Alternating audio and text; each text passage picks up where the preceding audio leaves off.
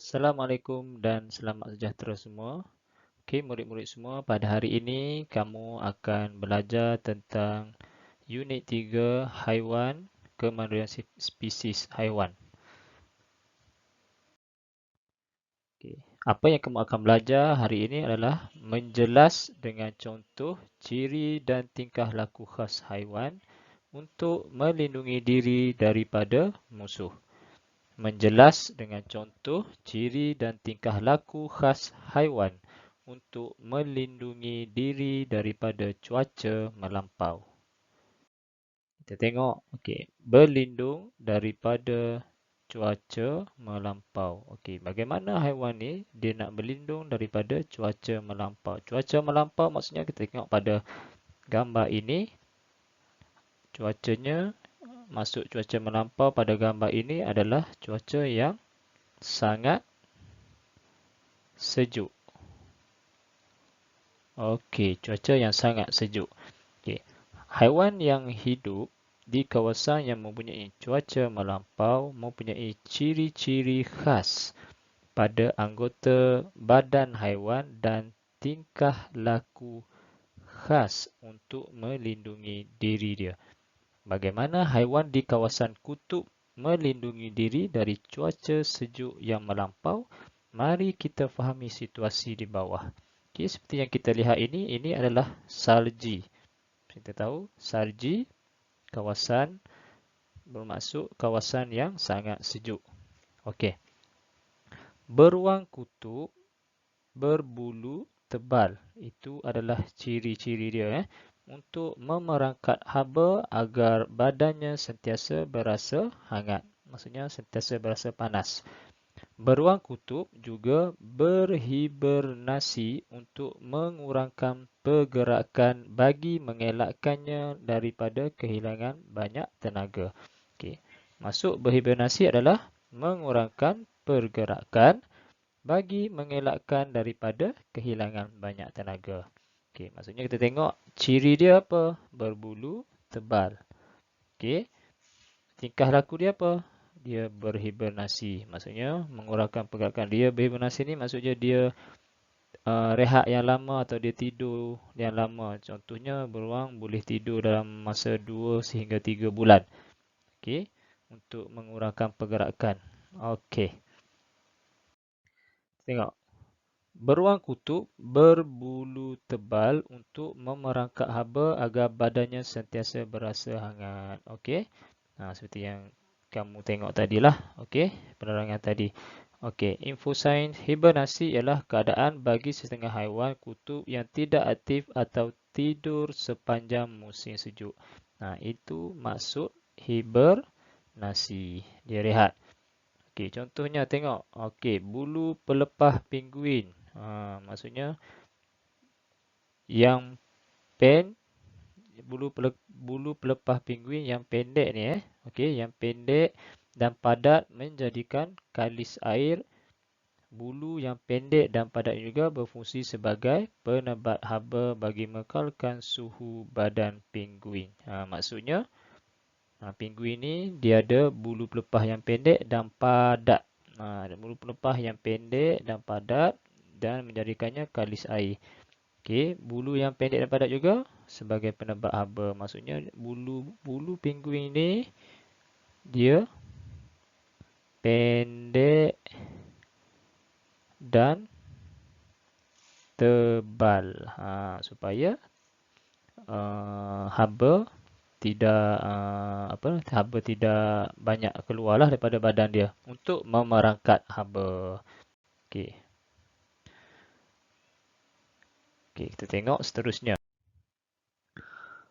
Okey, ini adalah angsa salji. Okey, bagaimanakah lapisan lemak dan bulu yang tebal pada haiwan kutub dapat mengekalkan suhu badan dan melindunginya daripada kesejukan melampau? Okey, maksudnya bagaimana? Okey, kita tengok.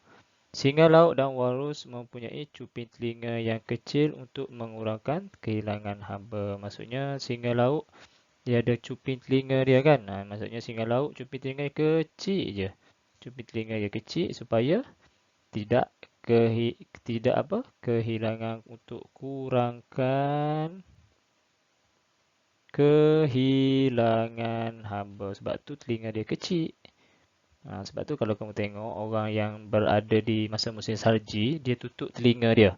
Okey, macam cikgu ni, dia tutup telinga dia sebab apa? Sebab untuk mengurangkan kehilangan haba. Okey? Okey, kamu tengok ni kamu tengok. Yang cikgu terang tadi, dia ada cuping telinga yang kecil, singa laut dan walrus ni, dia ada cuping telinga yang kecil untuk mengekang haba.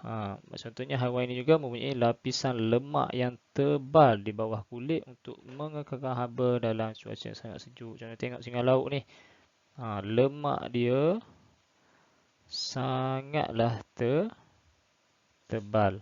Okey, sebab apa? Tujuan apa? Untuk merangkap haba dan mengekalkan suhu badan dia. Okey. Kita tengok apa yang pada buku teks ini cakap. Sebahagian daripada haiwan yang tidak dapat kekal hidup di kawasan kutub dan kawasan yang terlalu sejuk, manakah haiwan seperti burung dan ikan paus berlindung daripada cuaca sejuk melampau. Itu dia tanya kamu. Okey? Alright. Kita tengok. Okey, ini jawapan dia. Kamu tengok. Kalau kamu tengok ikan paus dan sesetengah jenis burung berhijrah. Okey, berhijrah merentasi benua dan lautan bagi mengelakkan cuaca sejuk di negara asalnya. Penghijrahan ini dikenali sebagai migrasi. Maksudnya dia berhijrah. Dia lari daripada tempat yang sejuk pergi ke tempat yang tak sejuk. Okey. Pusat santuari burung Kuala Gula, Perak antara tempat persinggahan burung-burung yang berhijrah dari kawasan yang sejuk di utara Asia dan Eropah sebelum burung-burung tersebut meneruskan perjalanannya ke kawasan yang lebih panas seperti di Australia. Burung botak upih, ini burung botak upih, burung botak kecil dan burung kedidi ialah contoh burung hijrah di Kuala Gula. Ini maksudnya burung-burung ni dia keliling merentasi benua dan lautan untuk mengelakkan cuaca sejuk negara asal. Dan di Malaysia juga dia singgah, iaitu di Kuala Gula di Perak. Ini burung ni ia terbang ke seluruh dunia tau. Okey. Maksudnya dia bermigrasi. Okey. Itu masuk migrasi Masuk migrasi, dia berhijrah merentasi benua dan lautan bagi mengelakkan cuaca sejuk dari negara asalnya. Okey. Ikan paus juga sama juga, dia bermigrasi. Tengok, ini adalah ikan untuk ikan paus. Yang ini adalah warna oranye ini untuk burung. Okey. Kamu boleh ambil smartphone kamu dan scan QR code ini untuk tengok video penerangan tentang migrasi ni. Boleh cuba menggunakan smartphone kamu, scan pada buku teks tu, ada QR code tu. Okey? Alright. Okey, menjelang musim sejuk, ikan paus akan bermigrasi ke kawasan laut yang lebih panas untuk membiak dan mendapatkan makanan. Tengok ni ikan paus. Okey, dia tanya apakah haiwan lain yang bermigrasi? Apa Abang cuba fikir. Okey, maksudnya ikan paus dia bermigrasi daripada tempat sejuk ke tempat panas untuk membiak dan mendapatkan makanan. Okey. Kerbau berendam di dalam air atau lumpur untuk menyejukkan badannya serta menghindar gigitan serangga dan parasit. Maksudnya contohnya lagi satu contoh tingkah laku haiwan ni, kerbau juga dia berendam dalam lumpur. Untuk apa? Untuk menyejukkan badan dia. Sekarang kan musim panas. Okey, contohnya Malaysia sekarang musim panas. Jadi kerbau dia berendam di dalam lumpur. Sebab itulah kita tengok kebau ni dia warna warna lumpur je kan. Sebab dia suka berendam dalam lumpur lah. Itulah warna dia. Macam kadang-kadang kita tengok pada kulit dia ada macam tanah-tanah lumpur kan. Okey, kalau kamu biasa tengok kebau lah. Okey. Okey, badak berendam untuk mengawal suhu badan dalam cuaca panas melampau. Badak berendam. Okey, berendam dalam air dan lumpur juga mengelakkan badak daripada jangkitan penyakit kulit dan gigitan lalat pikat. Itu jenis lalat penghisap darah haiwan. Badak air dia berendam dalam air. Okey. Gajah juga ialah haiwan yang kerap berendam di dalam lumpur dan air. Okey, cari sumber dan jelas dan tujuan gajah berendam dalam air. Okey, kamu boleh cari dalam internet. Cuba Google tengok. Mengapa gajah ni berendam dalam air? Okey. Seterusnya, cuaca panas melampau di gurun hanya sesuai untuk haiwan tertentu. Mari kita teliti cara haiwan yang tinggal di kawasan yang melindungi dirinya.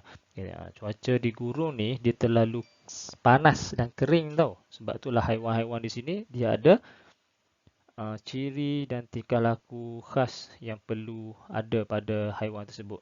Contohnya, panasnya, tiada rumput untuk dimakan. Syukur saya ada bonggol simpanan makanan dalam bentuk lemak. Dapatlah saya bertahan 2 minggu ini tanpa air dan makanan. Okey, kamu tengok unta dah ada bonggol. Dalam bonggol ni dia simpan lemak. Okey, jadi dia tak boleh tak minum air dan tanpa makan dalam tempoh yang lama. Okey. Okey, kamu tengok pula pada tikus gurun dan musang gurung. Okey. Kami pula ada cuping telinga yang besar supaya lebih banyak haba daripada badan kami dapat dibebaskan. Dia berbeza pula kalau tempat sejuk, cuping telinga dia kecil. Okay, kalau tempat panas, cuping telinga dia besar supaya dapat membebaskan haba. Okey.